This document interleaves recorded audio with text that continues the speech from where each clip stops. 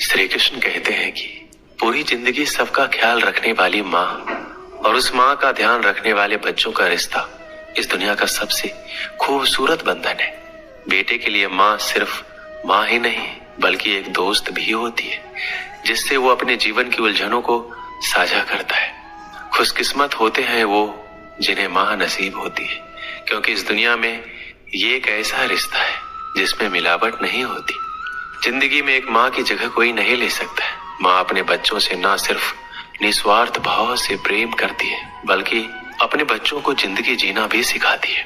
उन्हें रिश्तों की अहमियत बताती है, अपनों से बड़ों का सम्मान करना सिखाती है, दूसरों से प्रेम करना, अनुशासित रहना समेत दूसरों की मदद करना भी सिखाती है। अर्थात एक इंसान अपनी माँ की बदौलत ही समाज में उठने बैठने के लायक बनता है। अर्थात माँ ही एक व्यक्ति की जिंदगी में सब कुछ होती है, क्योंकि माँ से ही इंसान का अस्तित्व होता है। इसलिए अपने माँ को सम्मान दे और उनकी खुशियों को ध्यान रखे, क्योंकि माँ के प्यार के बिना व्यक्ति की जिंदगी अधूरी है। माँ दुनिया का सबसे प्यारा तोहफा है। माँ भगवान का रूप होती है, जो न सिर्फ अपने बच्चों से निस्वार्थ प्यार करती है बल्कि उनकी खुशी के लिए किसी भी हद तक गुजर सकती है। माँ हर इंसान की शक्ति और ताकत होती है। माँ न सिर्फ 9 महीने अपने कोख में रखकर दर्द सहकर अपने बच्चों को नया जीवन देती है बल्कि पूरी जिंदगी साई की तरह अपने बच्चों का साथ देती है। माँ की बेहिसाब ममता को चंद शब्दों में नहीं पिरोया जा सकता। आज मैं आपसे 3 प्रश्न पूछूंगा। पहला प्रश्न, ऐसा कौन है जिस पर लगातार प्रहार करने के पश्चात भी वो मुस्कुराए और आपको सुख दे? आपका उत्तर होगा धरती या वृक्ष। दूसरा प्रश्न, ऐसा कौन है जो बिना आपके कुछ कहे सब जान जाता है, सब समझ जाता है और फिर निस्वार्थ भाव से आपकी सहायता करता है?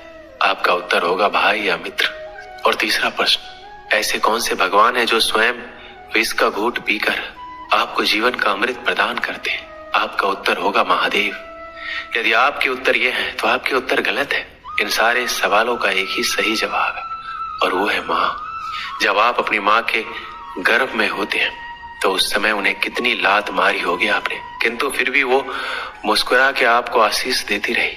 आपके बिना कुछ कहे वो सब जान जाती है और इस जीवन की कठिन परिस्थितियों के विष का घूंट पीकर आपको सुख का अमृत देती है।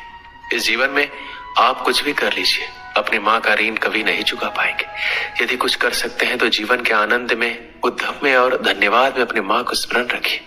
माँ का रिश्ता दुनिया का सबसे खूबसूरत रिश्ता होता है, जिसमें सिर्फ प्यार ही प्यार छिपा रहता है। एक माँ का जीवन पूरी तरह अपने बच्चों के लिए समर्पित रहता है। माँ सदैव अपने बच्चों के बेहतर और स्वस्थ जीवन प्रदान करने के बारे में सोचती है, इस कोशिश में लगी रहती है उसके बच्चे की जिंदगी में किसी तरह का दुख ना आए।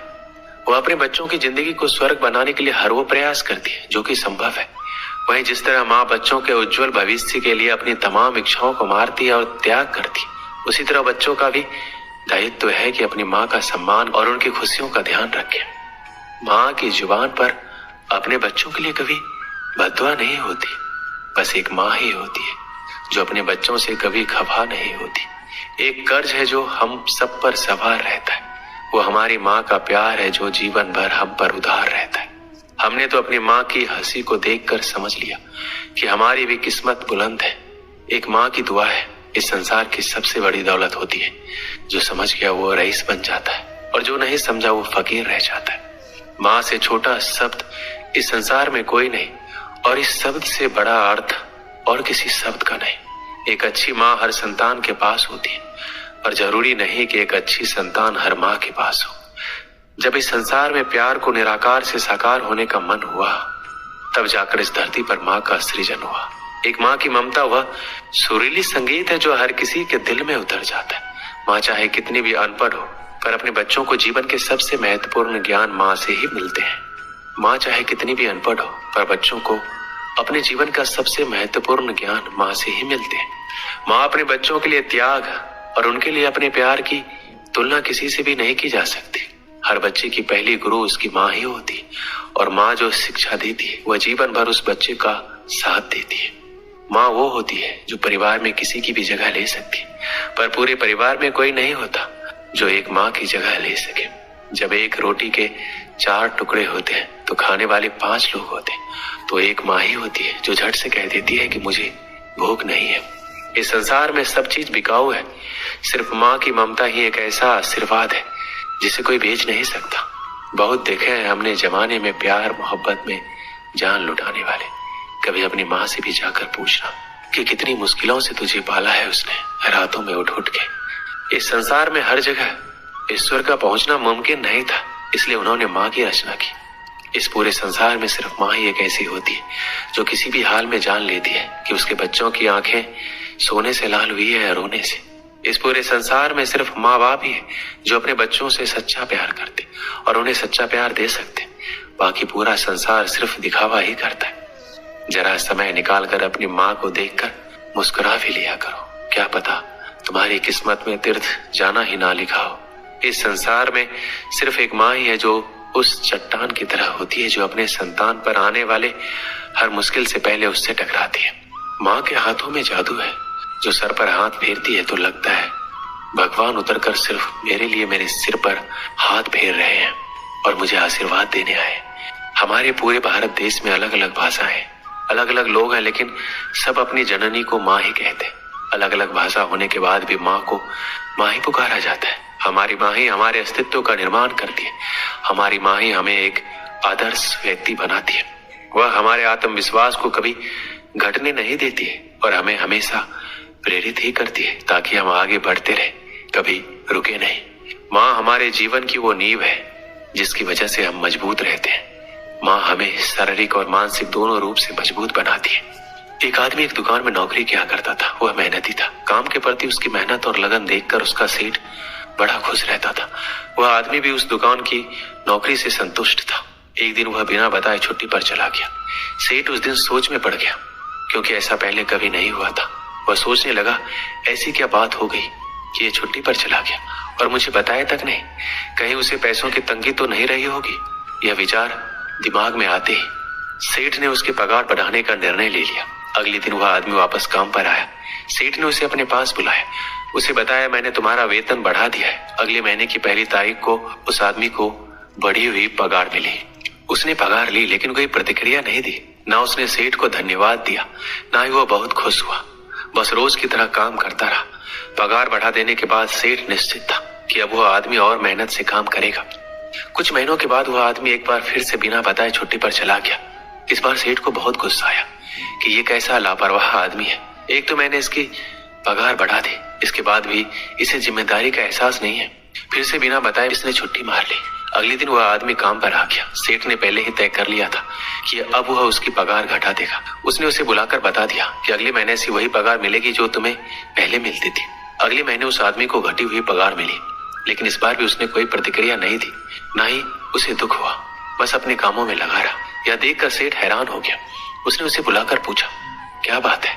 जब मैंने तुम्हारी पगार बढ़ा दी तब तुम खुश नहीं हुए, और जब मैंने तुम्हारी पगार घटा दी तब तुम दुखी भी नहीं हुए। आखिर क्या बात है? आदमी बोला, सेठ जी, जब मैं पहली बार काम पर नहीं आया था उस दिन मेरे बेटे का जन्म हुआ था।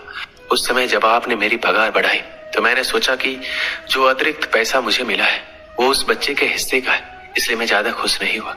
जब मैं दूसरी बार काम पर नहीं आया तब मेरी माँ का देहांत हो गया था। उस समय आपने पगार घटा दी तो मैंने सोचा कि मेरी माँ अपना हिस्सा लेकर चली गई, इसलिए पैसे घटने पर भी मैं दुखी और परेशान नहीं हुआ। यह बात सुनकर सेठ बहुत खुश हुआ और उसने उस आदमी को गले से लगा लिया। इस कहानी से हमें क्या सीख मिलती? जिंदगी कभी एक सी नहीं रहती। उतार चढ़ाव तो जिंदगी का हिस्सा है। जब तक जिंदगी है अच्छा वक्त भी आएगा और बुरा वक्त भी, इसलिए वक्त चाहे जैसा भी हो उसे पार कर ले। जिंदगी के दबाव में आना बंद कर हर हाल में खुश रहना सीखे। श्री कृष्ण कहते हैं, जिंदगी में त्याग बहुत अहम भूमिका निभाता है। जो व्यक्ति त्याग करना जानता है वो अपने जीवन में वह सब कुछ पा लेता है जिसकी वह चाह रखता है। वह ऐसे मुकाम पर पहुंच जाता है जहां पर कभी वह जाने की सिर्फ सोचा करता था। ऐसे मुकाम को हासिल करने के लिए हमें अपनी जिंदगी में काफी कुछ छोड़ना पड़ता है। हमें अपने ऐशो आराम और अपनी रोजमर्रा की जिंदगी को छोड़कर कुछ ऐसी जिंदगी को अपनाना पड़ता है जिसको हम कभी जीना नहीं चाहते, पर उस जिंदगी को जीकर हम अपने आने वाली जिंदगी को इतना बेहतर बना लेते हैं कि पूरा जीवन सफल हो जाता है। इसलिए श्री कृष्ण कहते हैं, जीवन में त्याग करते रहना जरूरी है। अगर हम त्याग नहीं करेंगे तो इस जीवन का कोई उद्देश्य नहीं रहेगा। जीवन में त्याग करना जरूरी है। त्याग से हमारे खुद में परिवर्तन होता है और जिंदगी में सुधार होता है, इसलिए त्याग करते रहना चाहिए। श्री कृष्ण कहते हैं हमारे कर्म ही हमारा परिणाम होता है, क्योंकि जैसे करनी वैसे ही भरनी, जैसा हम कर्म करेंगे वैसा ही हम पाएंगे। जीवन में कभी भी लक्ष्य को प्राप्त करना हो तो व्यक्ति दो भाग साथ लेकर चलता है। पहला अपने लक्ष्य को पाने का निश्चय और दूसरा अपने लक्ष्य तक पहुंचने का मार्ग। सब यही करते हैं, किंतु सब अपने लक्ष्य को प्राप्त नहीं कर सकते। क्यों? क्योंकि लक्ष्य न मिल पाने की स्थिति में व्यक्ति को कुछ बदलना होता है। कुछ अपना निश्चय बदल लेते हैं, कुछ अपना मार्ग। जो अपना मार्ग बदल का प्रयास करते हैं उन्हें सफलता प्राप्त हो ही जाती है। दोस्तों, इस वीडियो में बस इतना ही। मिलते हैं अगले वीडियो में। अपना ख्याल रखिएगा। जय श्री कृष्ण।